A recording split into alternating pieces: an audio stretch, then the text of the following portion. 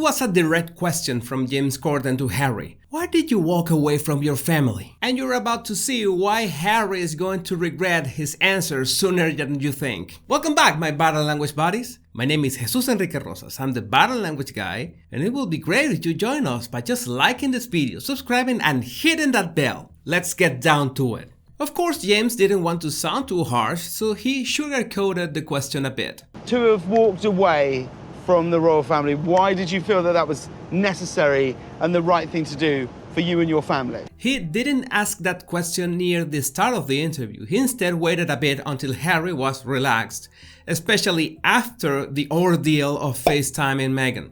And the first part of Harry's answer is just 6 seconds of linguistic body language and facial clues. It was never walking away. It was stepping back rather than stepping down. Right. It was never walking away. It was stepping back rather than stepping down. Right.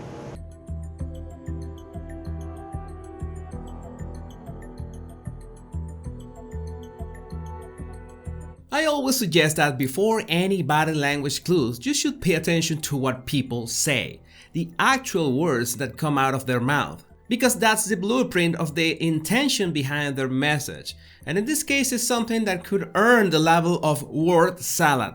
It was never walking away. It was stepping back rather than stepping down. Right. So it was not walking away, but instead it was stepping back.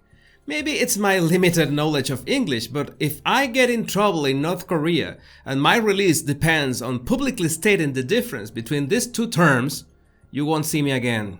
Even worse when you add rather than stepping down. Of course, Harry and Meghan will never step down. That's against the Montecito Constitution. When a person makes a word salad on purpose, you already know that they are trying to conceal something. Sometimes it's truth, sometimes it's feelings about the topic, sometimes it's the involvement of a third person. Sometimes a person speaks in word salads because they want to pass off as smart, intelligent, or sophisticated, but I think that's not the case with Harry. Oh, it will be bad if you misinterpret what I just said. Notice that Harry also hesitates twice when speaking. These are linguistic markers of not being so sure of what he's saying, or being nervous. We can compare with other parts of the interview. For example, when talking about how he fell in love with Meghan, he doesn't have any problem speaking without stops or hesitation. And then eventually, once you become a couple, then you venture out to dinners, to the cinema and everything else. So everything was done back to front with us. It's very obvious that his body language is richer. He seems way more animated when talking about how he fell in love with Meghan, and he uses a lot of gestures to emphasize his emotions. But when talking about how he stepped back from the royal family, it doesn't help that the first body language signal is breaking eye contact, turning away and even lowering his gaze. That's a first sign of insecurity, of not being sure of what he's saying, and at the same time, he keeps stroking his leg with his left hand, which is a pacifying gesture, something that we do when we feel stressed or threatened. You begin stacking these signals, and the next one is a very long blink when he finally raises his head to face James again. This is usually being uncomfortable or wanting to change the topic. This is interesting because I'm sure Harry knew about the questions in advance.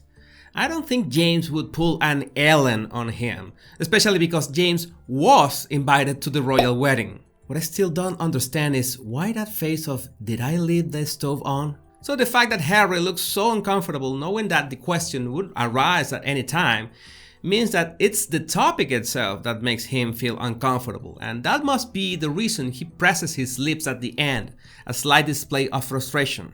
But the second part of this answer is even more revealing if you know exactly where to look. And no, I'm not gonna spoil it, you have to watch it for yourself. It was a really difficult environment, as I think a lot of people saw.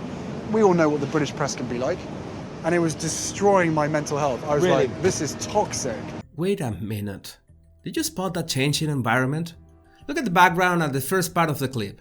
They're still stopping at that spot with the pink wall on Harry's back. You can confirm that's where James asked the question. It happened in the previous clip. The bus was not moving, and that's where this topic started. By the way, I looked for that place. I spotted the department store logo at the background and noticed that in front of it there was some kind of pool, most probably a hotel. So I went to Google Maps and searched near Beverly Hills any mall with this department store and a hotel across the street, and voila! 8614 Beverly Boulevard. Yeah, I'm that kind of guy. So in this clip we're still talking about the royal family, right? But then the background changes, so when Harry says, "It was destroying my mental health, this is toxic," it was a totally different clip, from a different part of the interview, from another area of the city, inserted in there. And how do I know it was inserted? Well, look at the clip right after that. And it was destroying my mental health. I was Really? like, this is toxic. Yeah. So I did what any husband and what any father would do, is like, I need to get my family out of here. Yeah, they magically went back to Beverly Boulevard again. There's the pink wall and the mall with the department store. So the clip when Harry says that you know how the British press and this environment was destroying his mental health, it was toxic. He said that in other moment of the interview, in a totally different place of the bus tour, and it was purposefully inserted when he was talking about his relationship with the royal family. I cannot stress this enough. This is not a mistake. It was done on purpose, and you might say that he was actually referring to the British press.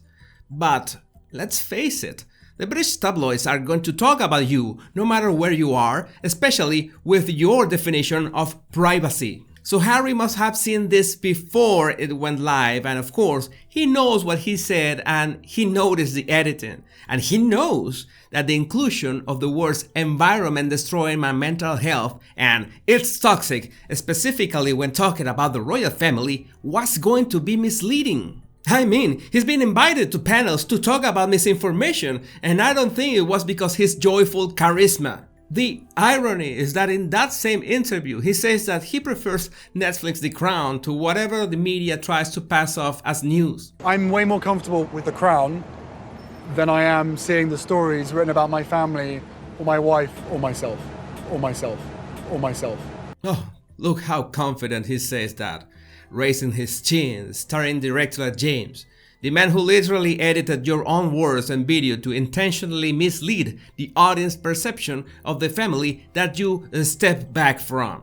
And as far as I know, Harry never criticized or said anything about this interview, so it's safe to assume that he's okay with that. That's why I always suggest that you pay close attention to the background of any image or video that you want to analyze, and at the same time, if you want to protect your privacy, be mindful with the background of the photos that you publish online. These kind of statements are going to come back and bite Harry someday, because he's desperately trying to make it seem that he was trying to escape the eye of the British tabloids. And I think he did exactly the opposite side. That's why I cannot wait for his next visit to the UK. Let's hope that Meghan gives her permission soon. If you want to refine your observation skills, all you have to do is download my 100 body language tips right in the description of this video. My name is Jesus Enrique Rosas, and it will always be a pleasure, my body language buddies. Much love and bliss.